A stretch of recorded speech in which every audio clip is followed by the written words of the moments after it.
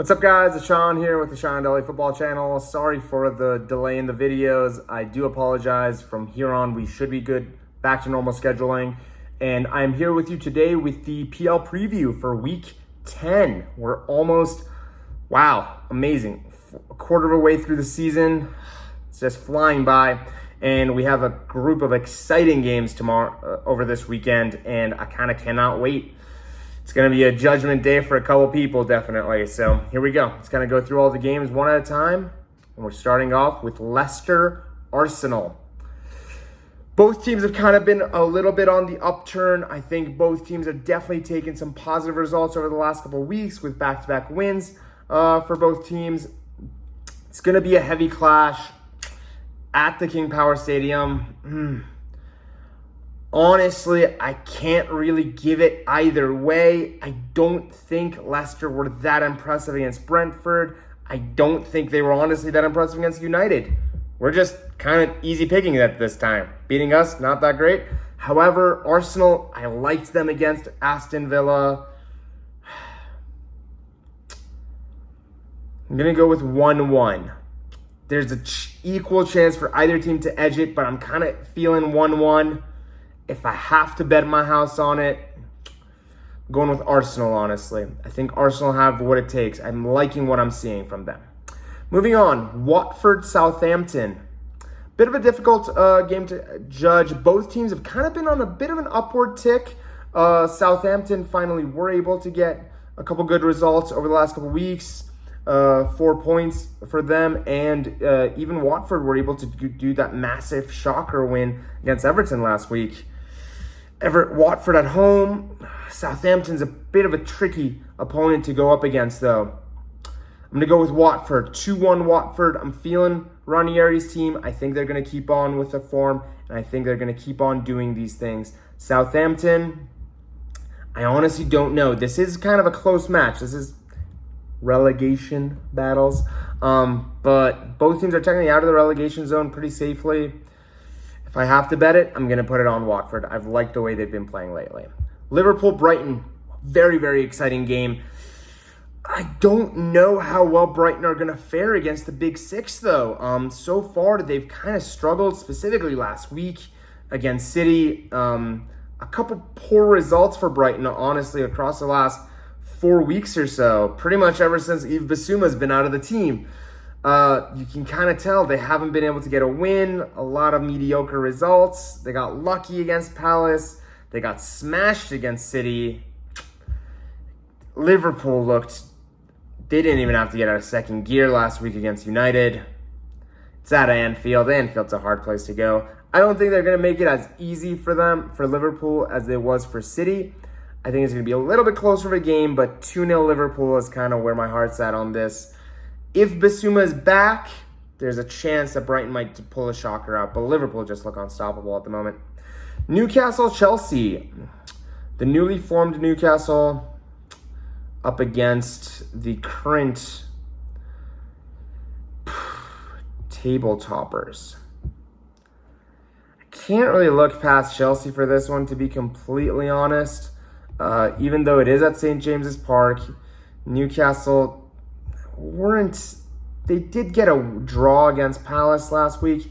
That is a good draw, but you want a little bit more from them, to be completely honest with you. I'm going to go with 2-1 Chelsea. I don't think it's going to be a smash. At the same time, Newcastle's not the best team. 3-1 Chelsea.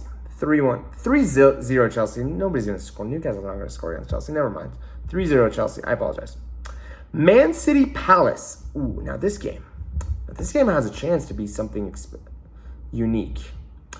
A little bit of unluckiness for Vieira across the last 4 weeks, honestly. 4 draws in a row.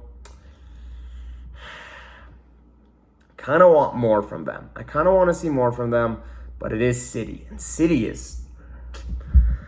also just looks unbeatable at the moment. At the Etihad,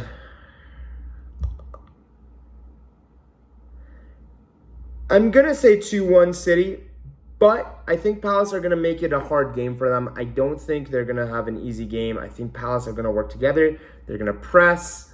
And we have to go through that in that process. I'm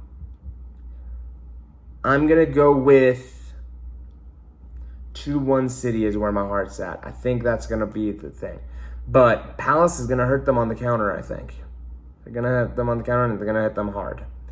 Burnley, Brentford. Burnley at home against the Hornets, the Bees. Sorry. Brentford, obviously Brentford. They're one of the most entertaining teams to watch at the moment, and I think they have enough against these lower half teams to actually put them aside, to be completely honest with you.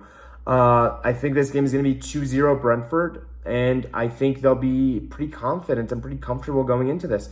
Sean Dyche does have a way of kind of upsetting the apple cart with these type of situations every once in a while, but I don't think he has it in this one. I think Thomas Frank has got the number of a lot of people this year, and I think that's going to kind of continue. The main thing that Brentford do need to work on a little bit is a little bit of defensive rigidity. They are still one of the best defenses in the league, but the last 2 weeks, they've been pretty unlucky, to be fair. I don't think they deserve to lose against Chelsea, or against Leicester, but we'll see. 2-0 Brentford. I'm going to leave the United game till last, and we'll talk about that. Norwich, Leeds. Leeds have to be able to win. Leeds, you have to be able to beat Norwich. Like, if they don't beat Norwich, I will be so disappointed in Bielsa, because he just needs to get a result here. This has not been a good enough start to the season from them. 1 win, 4 draws, 4 losses in 9 games is not where I expected Leeds. Most people predicted Leeds in the top 10 this year. I don't know what's going on with them. Norwich are just god-awful, to be honest. And I think Leeds, this is an opportunity for you guys. Put a few goals past them. Get some confidence. Get rolling a bit. You need to distance yourself from that relegation zone. They're 3 points clear. A win is going to kind of put them clear out, I think. They need a win. They need a win. 2-0 Leeds. Villa, West Ham. 2 exciting games, actually. Sunday games are actually pretty pog here. Villa, West Ham. It's going to be West Ham. It has to be West Ham. West Ham are just so good right now. I've been so impressed with how they play. They won against City this last weekend, and even last week, being able to get that win against Spurs. I'm just loving David Moyes injected straight into my veins. I'm here for it, and I'm happy for them. Could Villa upset the apple cart? They can. But they've kind of been disappointing over the last 2 weeks. I haven't been against Wolves and against Arsenal. Not enough from them. After that game against United, I was kind of expecting a little bit more from Villa, but 3 losses on the bounce. I think it might be 4. I think this might be loss number 4, and I think it's coming, and I think West Ham are going to be there to take advantage. 2-0 West Ham.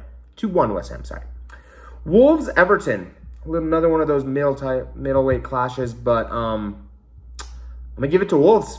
Bruno Lage again. I've been loving Bruno Lage ever since the beginning of the season. I think outside of the game against Wolves, over the last 6 games, they've been one of the best teams. I think they are very, they know their philosophy. They're understanding it more. There's synergies happening with the players, and I'm excited to see how they do in this game against Everton. I'm going to go for 2-1 against Everton. Actually, let's go 3-1. Let's give it a high goal score. Why not? High goal scoring game, Wolves-Everton. I'm excited. I'm here for it. And finally, got to talk about the elephant in the room, and that is Spurs United at the Tottenham Hotspur Stadium. A game that is pretty much do or die for Ole Gunnar Solskjaer. I don't see a way that if he loses this game, he doesn't get the sack. I'm pretty sure he's going to get the sack no matter what, but this is going to be a really, really bad situation if they do. And I think Spurs have all the ability to hurt this United team, because I think what Nuno should do is be Nuno and pack the defense, put 2 lines, put a full line of midfield in front of that back 4, and protect, and smash United on the counter. And I think we are open for it, and I think we are vulnerable to it. And I think we're just so simple to play against. Nuno's teams aren't really pressing teams, but I think against United, he's going to say, hey, press them. They don't seem to understand the most basic laws of football, and they'll get caught out on the press, and we'll be able to just win the ball back off of them. And the honesty is, I honestly don't know if Ole Gunnar Solskjaer has enough left in the tank to kind of give them a real show. I honestly have no clue. Will we get a response from United? I'm going to go with 2-0 Spurs. I'm going to go with 2-0 Spurs tomorrow. I'll be back. That's most likely the game that I'm going to be talking about on the big game preview, big game analysis, one way or another, unless something ridiculous happens somewhere else in the world. But more than anything else, guys, thank you so much for watching. My name is Sean, and this is Sean of the Daily Football Channel, and I'll see you guys tomorrow.